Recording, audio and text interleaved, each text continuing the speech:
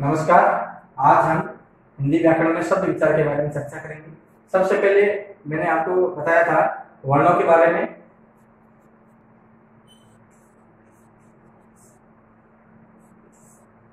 ध्वनि का सबसे छोटा भाग जिसके और अधिक टुकड़े नहीं किए जा सके उसे वर्ण कहते हैं, और वर्णों की सहायता से ही शब्द बनते हैं। तो वर्ण समूह को शब्द कहते हैं। वर्ण समूह को शब्द कहते हैं। मैं यहाँ पे आपको बता रहा हूं शब्द लिख के।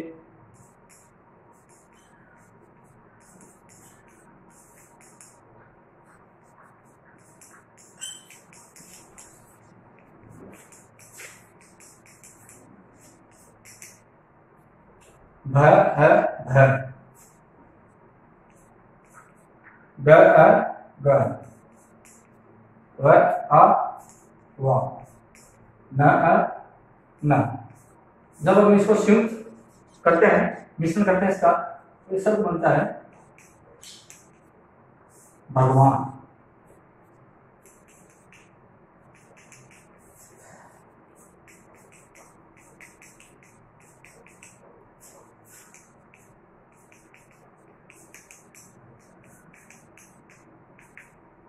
एक और वर्णों का मैंने क्रम दिया है।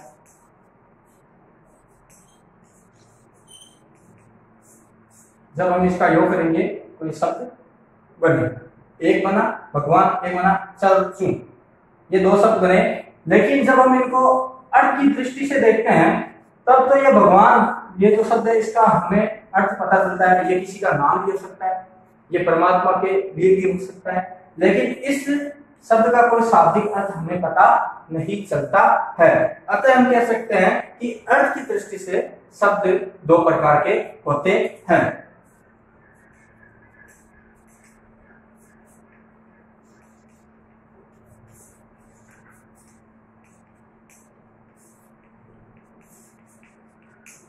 अर्थ की दृष्टि से शब्द दो प्रकार के होते हैं।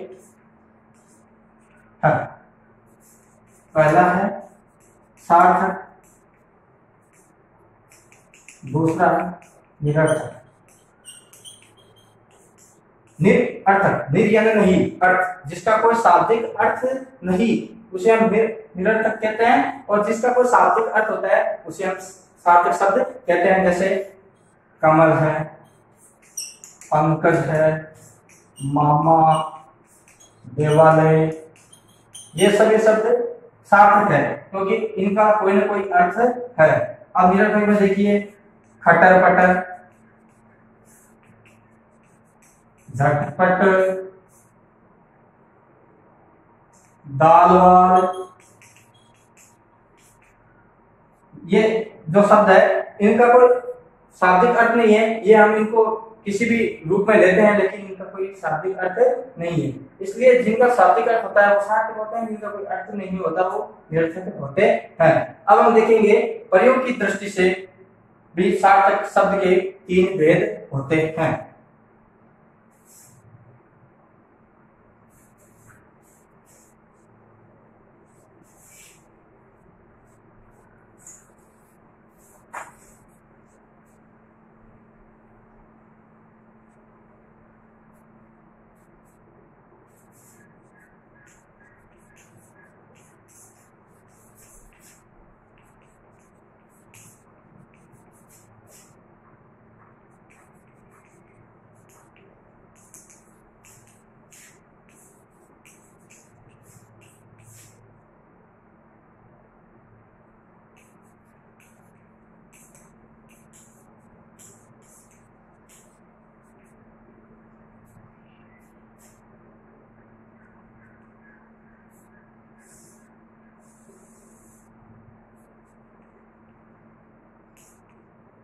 रूढ़, यौगिक, तीसरा है योग रूढ़। ये इस प्रकार से इसके तीन प्रकार है, रूढ़, यौगिक, योग रूढ़। अब देखिए रूढ़ क्या होता है।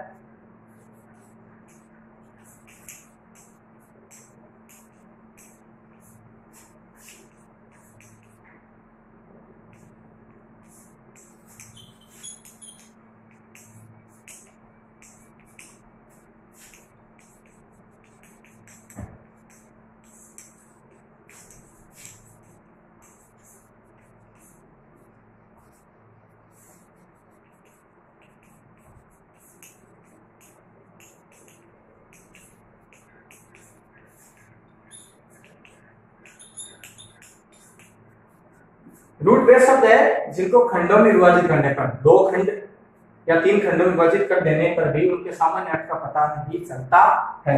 जैसे उदाहरण है हाथी, ये एक उदाहरण लिखा मैंने। अब इसको 2 खंड में विभाजित करते हैं, हा और थी। अब हा का भी कोई अर्थ पता नहीं चल रहा है और थी का भी कोई अर्थ पता नहीं चल रहा है, तो हम कह सकते हैं कि रूट वे शब्द है जिनको खंड में विभाजित कर देने पर उनके सामान्य अर्थ का पता नहीं चलता। जैसे अभी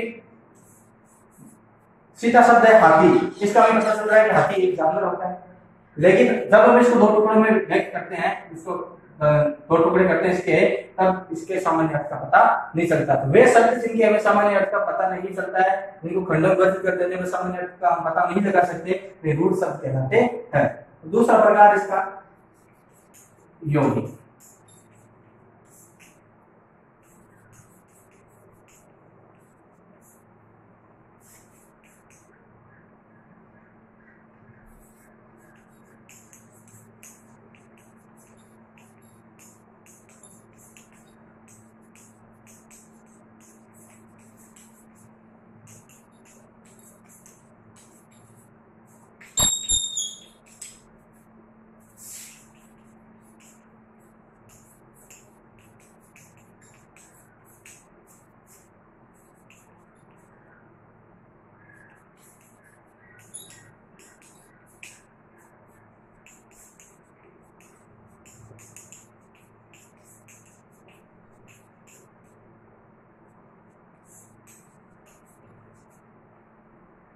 वे शब्द जो 2 शब्द खंडों के योग से बनते हैं तथा जिनके दोनों शब्द खंडों का अर्थ पता चलता है, उन्हें यौगिक शब्द कहते हैं। योग प्लस की, योग यानी जोड़ना।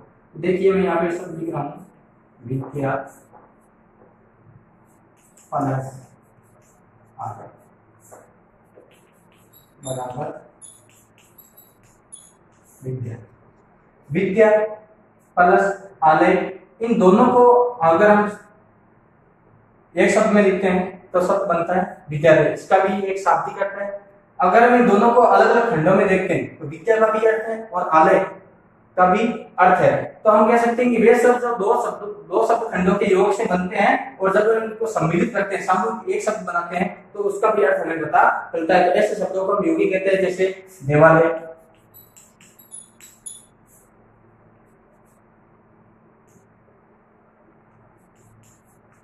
पुस्तकालय। इस प्रकार के जो शब्द है वे यौगिक शब्द कहलाते हैं। अब इसका तीसरा रूप है योग रूढ़।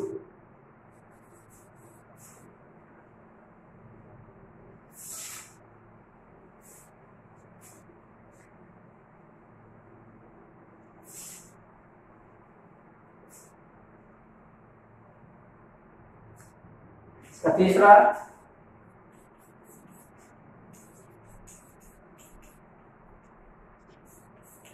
योग और रूढ़, ये 2 शब्द है, योग प्लस रूढ़। योग का अर्थ होता है जोड़ना, रूढ़ जो मैंने पहले बताया था जिसके खंड कर दिए जाने के बाद में इसका कोई अर्थ नहीं रह जाता। वे शब्द जो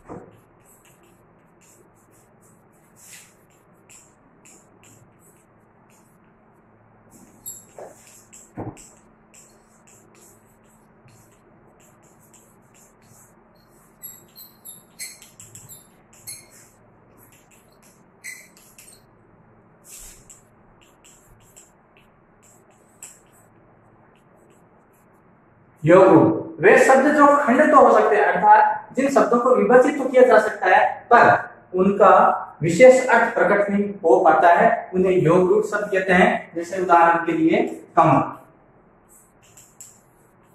कम प्लस अल, ये कमल शब्द का हमने इसको दो खंड में विभाजित किया, पहला कम दूसरा अल। लेकिन अब इस न तो कम का अर्थ पता चल रहा है ना इस अल का पता चल रहा है। तो जिसके अर्थ का पता विभाजित हो गया लेकिन इसके अर्थ का पता नहीं लगा पाए, तो ऐसे शब्द जो खंडों में तो विभाजित हो सकते हैं लेकिन उनके हम विशेष अर्थ का पता नहीं लगा पाते, उन शब्दों को हम योग रूढ़ कहते हैं। जैसे संसद, सम, पलस, सद, पंकज, पंख, पलस, जय। तो इस प्रकार से इनके टुकड़े हो सकते हैं लेकिन हम इनके सामान्य अर्थ का विशेष अर्थ का हम पता नहीं लगा पाते, उन्हें हम योग रूढ़ शब्द कहते हैं। अब देखा योग रूढ़ और यौगिक शब्दों के बारे में। अब जो हमने जितना पढ़ा है उसके लिए आज मैं आपको गृह कार्य दे रहा हूँ। प्रश्न संख्या 1, रूढ़, यौगिक व योग रूढ़ शब्दों को अलग अलग करके लिखिए। घोड़ा, मोर, पाठशाला, सभापति, क्रीड़ांगन, पीताम्बर, कमल, यशोदा, जलद। इनको अलग अलग करके लिखना है। जैसे रूट का इसमें से उदाहरण है तो उसको रूट में लिखना है, योगी का उदाहरण उसको यौगिक में लिखना है, योग रूट का जो उदाहरण है उसको योग रूट में लिखना है। अगला सवाल है कि नहीं 5 निरर्थक शब्दों को लिखिए जो आपको अपने आप बनाने हैं। आप ऐसे 5 शब्द नहीं जिनका कोई विशेष अर्थ हमें पता नहीं चलता है। तो आज के लिए इतना ही। अगले वीडियो में मैं आपको विकल्प शब्दों के बारे में जानकारी दूंगा। धन्यवाद।